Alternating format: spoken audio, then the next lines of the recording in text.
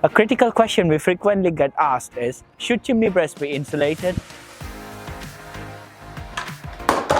As system designers providing recommendations to retrofit coordinators and contractors, our technical team's advice is that no, we do not recommend insulating chimney breast itself. Our primary reasoning centers on managing risk, especially occupant safety. Even while considering thermal bridging, while installing an IWS system directly onto the chimney structure, the fixings carry a significant risk in damaging the internal flue.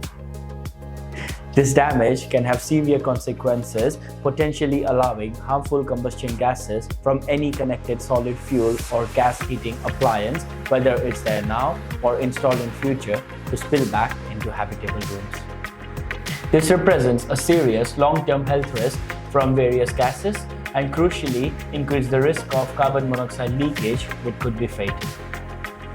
And therefore, prioritizing long-term safety above all else leads to our firm recommendations against direct insulation of chimneys.